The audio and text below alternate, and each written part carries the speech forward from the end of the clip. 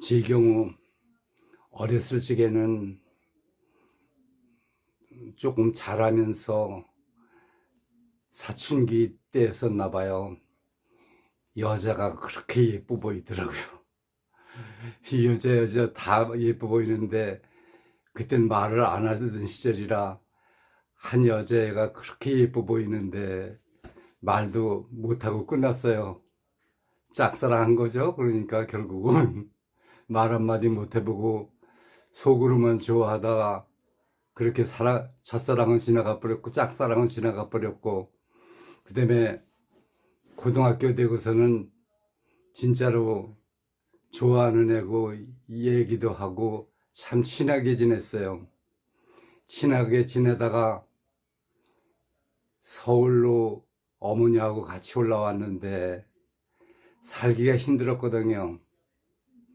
그래가지고 아시는 분 소개로 시장에서 쓰레기 치우는 일을 시작했어요. 그렇게 시작해서 쓰레기를 치우느라고 옷도 거지 같은 옷에다가 얼굴도 뭐 또 다 그냥 거지 행세죠. 뭐 완전히 쓰레기 치우는 거니까. 그런데 그때 그거 쓰레기 치우고 있는데 같이 알고 진짜 친하게 지내던 그 여자애가 거길 찾아온 거예요. 진짜 내 꼴을 보여주기 싫은 꼴을 보여준 거죠. 쓰레기 치고 그러고 뭐 같이 하다 보니까 말도 못하고 헤어졌어요. 그러니까 그게 군대 가기 전이었었는데, 그다음에 걔는 자기 어머니 품으로 돌아가고, 그리고 또 뭐 진짜 직장 좋은 데 갔고 군청 다니고 그렇게 됐거든요. 근데 저는 그때 마지막 보여주는 모습이 쓰레기 치는 거, 얼굴 묻은 거, 그리고 말도 못하고 헤어진 거예요. 그리고 이제 군대 가고, 근데 군대 가서 지내다가 그 휴가라는 게 있잖아요. 군대에서 휴가라는 게 와서 거기 찾아갔어요.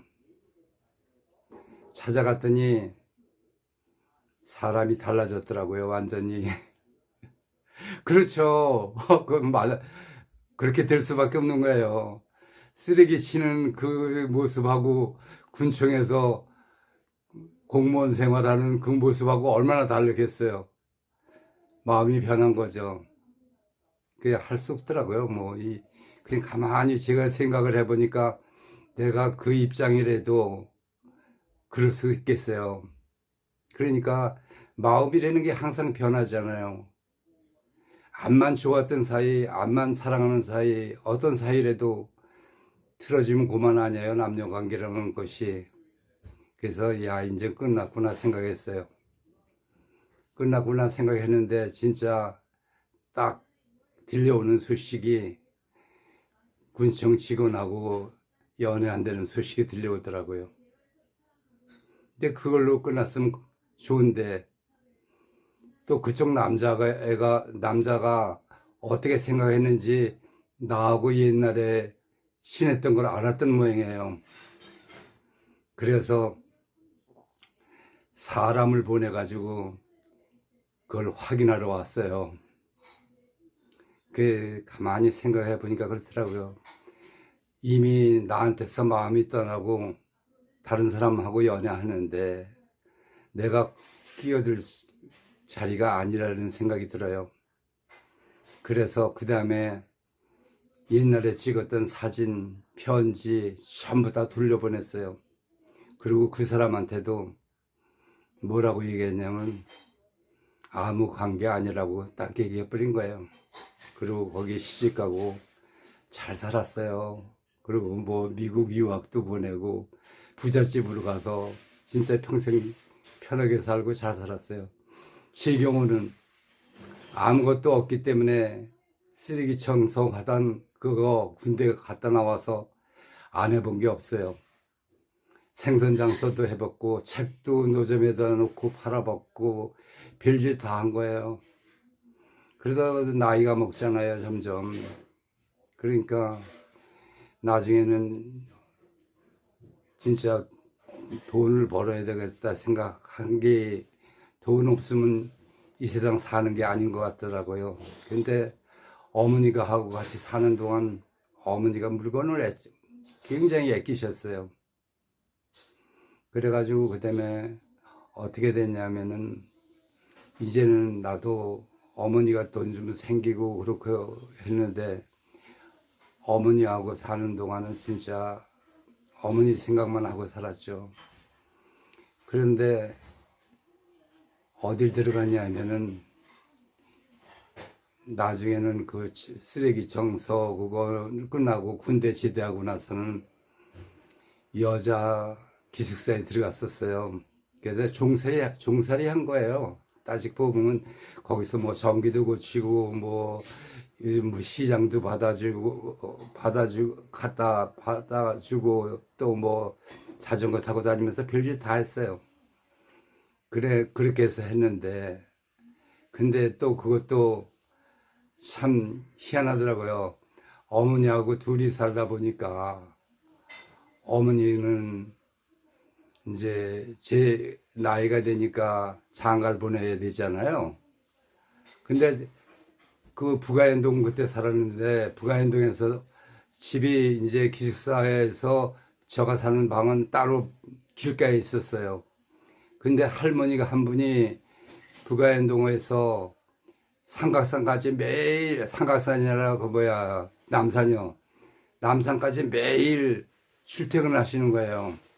그러다가 어느 날 저는 안에 들어가고 그 할머니가 우리 집에 어머니하고 얘기가 시작된 거예요. 시작되는데 그 할머니 말씀이 뭐라고 그러냐면 이런 거예요. 자식은 필요 없다. 왜 그러냐면, 장가가면 자식이 아니고 색시만 생각한다.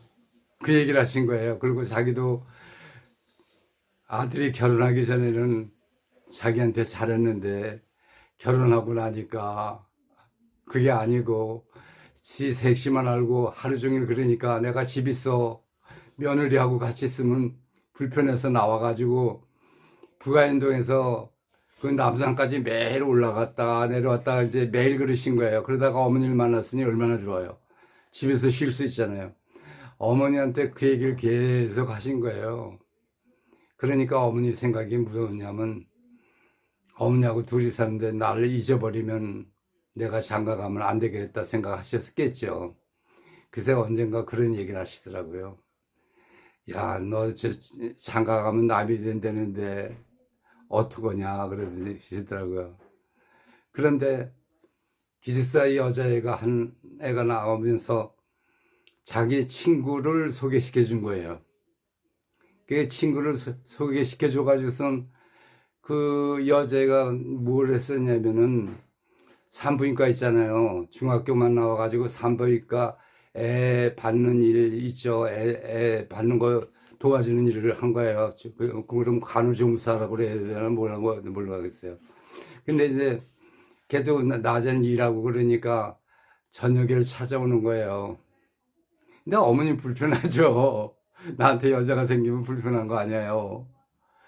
근데 그 애가 어머니한테 말 실수를 했어요. 뭘 실수했냐면, 옛날에는 고양이 태가 약이라고 그랬어요. 그래가지고 고양이 태가 약이기 때문에 그걸 고양이가 새끼를 낳으면은 그걸 태를 대개 태를 먹잖아요. 근데 먹지 못하게 했다가 그걸 갖다가 먹으면 뭐 몸에 좋은 약이 된대요. 그래서 이제 그 얘기를 했는데, 문제되는 게 뭐냐면은 그걸 그렇게 했다는 거예요. 고양이 새끼 낳는데 태를 못 먹게 하고 그랬다는 거예요. 근데 어머니 말씀이 뭐라고 하냐면, 세상 살면서 그렇게 잔인한 애는 처음 봤다는 거죠. 왜 그러냐면은, 옛날부터 그 고양이 태를 받으려면은 고양이한테 그 생선을 매번 주고 고양이 대접하기를 하나님 대접하듯이 그렇게 대접을 해가지고 그렇게 하고서 하면은 얘기가 고양이 보고 이런데요. 야, 너 고양이야, 너 태는 먹지 말고 나한테 줘, 나한테 줘 하면은 고양이가 새끼를 낳고도 그 태를 안 먹고 남겨냅니다. 그래서 약을 쓰는 건데 애가 너무 잔인하다 이거예요. 그 고양이한테 하나님처럼 모시지 않고 그 태를 얻으려고 그러는 쓰이냐 이거예요. 근데 제 마음에는 걔가 그렇게 마음에 들었어요. 마음에 들어서 결혼할 생각 했어요. 그래가지고 그쪽에서 여자애가 미아이 사진 있잖아요. 미아이 사진하고 선보기 전에 사진을 돌리는 게 있었어요. 옛날에는. 그 사진을 갖고 왔어요. 갖고 와서 어머니랑 딱 본 거예요. 보는데 나는 어머니는 아무 소리 안 하죠. 나는 어떻게 생각했냐면 어머니 돌아가시고도 걔하고 결혼하고 싶었던 거예요. 그래가지고선 내가 한 얘기가 어머니 없을 때 한 얘기가 둘이서 한 얘기가 어머니도 몸이 아프시니까 그때 어머니 몸이 아팠거든요. 근데 어머니 몸이 아프시니까 어머니가 얼마 사실는지 몰라도 사시는 동안은 나는 결혼할 수 없고 어머니 돌아가시면 꼭 너하고만 결혼하고 싶다 딱 얘기했어요. 그런데 인간사가 마음대로 안 됐더라고요. 그쪽엔 또 할머니가 아프신 거예요. 근데 할머니는 소원이 뭐냐면 자기 손녀딸이 할머니가 손녀딸이라나요? 딸이라나요? 그런데 손녀딸이 이거 꼭 애기를 낳고 보고 애기를 낳아서 기르는 걸 보고 죽었으면 소원이 없겠다고 얘기를 하신 거예요. 그러니까 집에서는 여자를 시집 보내려고 작정한 거죠. 그런데 나는 또 나대로 결혼을 할 수가 없고 거기는 기다려줄 수가 없고 나도 그렇고 그래가지고서는 진짜 뭐 어쩔 수 없잖아요. 세상 사는 게 내 맘대로 안 되니까 그래야 어떻게 기다려보자 그랬더니 어머니한테 미아이 사진 보이고 그러니까 어머니는 아무 소리 안 했잖아요. 근데 결혼한다고 청첩장을 갖고 왔더라고요. 그래서 참 마음이 짠했어요. 어떻게 할 수도 없고 명동 그 예배당 있잖아요. 천주교 예배당. 천주교 예배당에서 며칠 날 한다고 그러더라고요. 그래서 이제 그때는 그 집 식구도 알았으니까 가기 전에 식기 일절을 사다 줬어요. 그리고 이제 식기 사다 주고 헤어졌는데 이제 결혼 생활 하는 거다. 그 다음에 어머니도 돌아가셨죠. 돌아가시고 나 혼자 그 방에 있을 때인데 그 여자애가 찾아왔더라고요. 그러면서 하는 얘기가 무슨 얘기를 하냐면 결혼한 집이 불교를 확실히 믿는 집이래요. 근데 시어머니가 얘기하시는 게 뭐라고 계시냐면 네가 우리 집에 며느리로 들어와서 우리 집이 망한다고 그렇게 구박을 하시더래요. 그러면서 그 얘기를 다 하는 거예요.